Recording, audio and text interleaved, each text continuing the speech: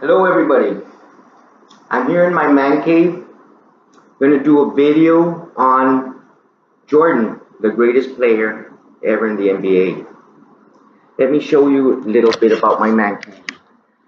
I have all of these autographs. Everything here is autographs. Oh, I think I'm doing the wrong thing here. Okay, there we go. But you know what autograph I don't have? I don't have Michael Jordan. Why don't I have Michael Jordan? Because that's probably the most expensive autograph that you can get out there. I wish I had a jersey that had his signature, but way too expensive. Way too expensive. I could afford a LeBron one if I wanted to, but I don't want to. Uh, you know, I wish I had his basketball card, his rookie card, but you know what?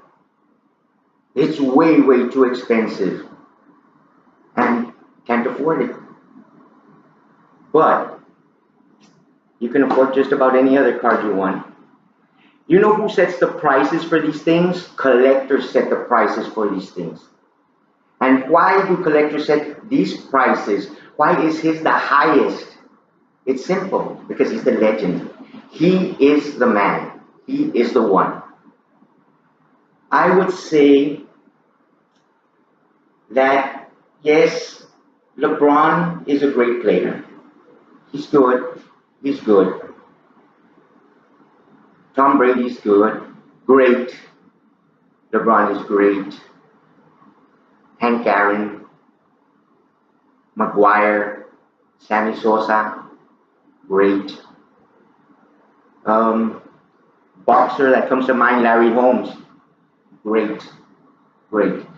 LeBron is on their level, yes, but you know what? Michael Jordan is way above him. It doesn't matter how many people or what the record that Larry Holmes had was, doesn't matter. The number one person in boxing is Muhammad Ali. He was the greatest. He's number one. His things are the most expensive. Doesn't matter how many home runs Hank Aaron hit. Doesn't matter how many home runs Mark McGwire hit. It doesn't matter how many home runs Sammy Sosa hit. Those things don't matter. The number one person in baseball, Babe Ruth.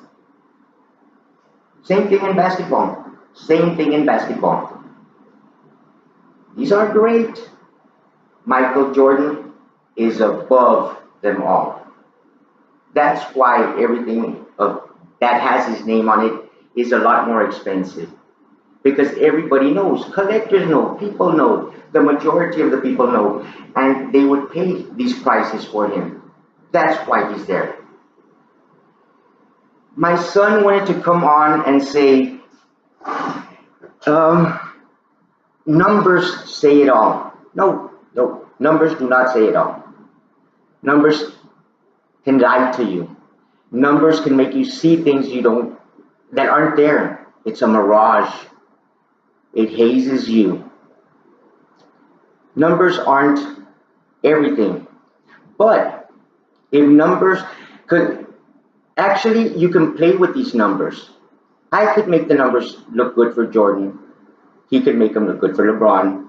I could divide them into halves, to fourth quarter, to post season, to regular season, and make them look just as good. Numbers, there's a name for it. It's a play on numbers. So numbers don't really say much. And I'll tell you why numbers don't say much. Look, old man, bad knees. I'm going to play a one-on-one basketball game against you. You're young. And the game is up to 15. You know what? I'm playing, I get 10 shots off. I make all my 10 shots. But you're running circles around me, getting all the rebounds, and you get 30 shots off. but you hit 15. Who wins the game? You win the game because you got to 15 first. Hey, but wait, I shot 100%. I should win? No, you got to 15 first. You hit 50% of your shots. That's how numbers play with you. Another thing, a batter one season comes up to the plate 100 times, hits 50 home runs, gets struck out the other 50 times. Hey, 50% of the time that he went up to bat, he hit a home run. Yet, another player comes up to bat 200 times. Player number 2, he got to bat 200 times. He hit 70 home runs. Okay? 100 hits. That doesn't matter. Who is the home run champion? The one that hit 70 home runs. Yep, he only hit 35%. The other guy hit 50%. But the champion is the one that hit 70 home runs. What would you rather have? 50% of $1 million or 100% of $1,000? Numbers can say whatever you want them to say. And that's not what it's about. You know, like I said, it doesn't matter how many fights Larry Holmes won.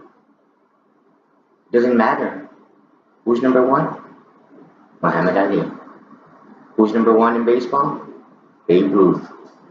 Who's number 1 in basketball? Michael Jordan. And that's the way it is. Little bit about LeBron James.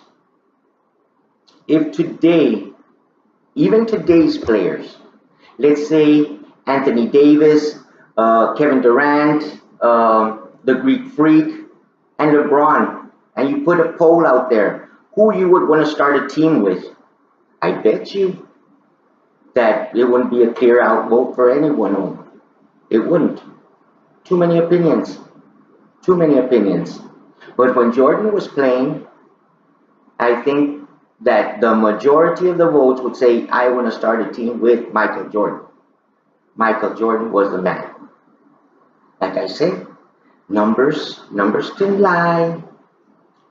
And to make things clear, if numbers do matter, and I want to make them look in my direction the way anybody would in their direction, I would say, okay, why doesn't 10 scoring championships over 1 scoring championship matter? Why doesn't that number matter? Why doesn't 9 first team all defensive player of the year matter compared to 5 first team all defensive player of the year? Why doesn't that number matter? Why doesn't it matter that I win 6 out of 6 championships and 6 out of 6 finals MVPs? Why doesn't that number matter? And there's other numbers, that will favor Jordan. But it all depends what I want to get across to you. So like I say, numbers don't really matter. Now, let me go on ahead and tell you a little bit more about, let's start with LeBron. Okay, LeBron. LeBron starts off with the Cavs. You know, it's the East, it's weak. A great player like LeBron could lead a team to the finals, not win it, but they could lead a team to the finals. Because the West is killing themselves in the playoffs, while I'm dancing along to the finals. Okay? So he's with the Cavs. He sees, hey, the Cavs aren't going to get me nowhere. Let me take my talents to South Beach and join Bosh and Wade and them, and we'll prance to the finals. Okay. Yeah, okay. He's a smart man. He was a very smart man. I give him that. Hmm. These guys get sick and old, and LeBron says, "Oh shit, I have to get out of here." He looks back at the Cavs and he sees that they did a good job in getting young players and draft picks. And he says, "You know what? I'm in the East. I could take these kids to the finals too." So he goes on, leaves that team, goes to another team, and what happens there? Things start going wrong. Things start going wrong. And he starts seeing the East is getting a little bit tougher now. This last year, this year, and he sees that the East is getting a little bit tougher because if not, he would have never gotten out of the East. So he looks around and, the Lakers did pretty good. And if the Lakers take me, I could go with that young core that they have and make magic, pick up Rondo, pick up JaVale McGee, and do really good. And it's possible. It's possible. I don't see it, but it's possible. Now, is that the GOAT? No. No. Michael Jordan made his team better. I give him Pippen. Pippen picked it up and he became a man and all. But Jordan made his team better. Three-peat? Not one, but two. Three-peats? Unheard of. Unheard of. MVPs for all of those? No. No. There is a lot more that I could say, but the video is getting kind of long. But I think I have made my point, and probably now it's time for me to make my face. Jordan, the GOAT, the legend. It's a story. He built it. He built his legacy. He's the one. He's the one people will pay for. Thank you.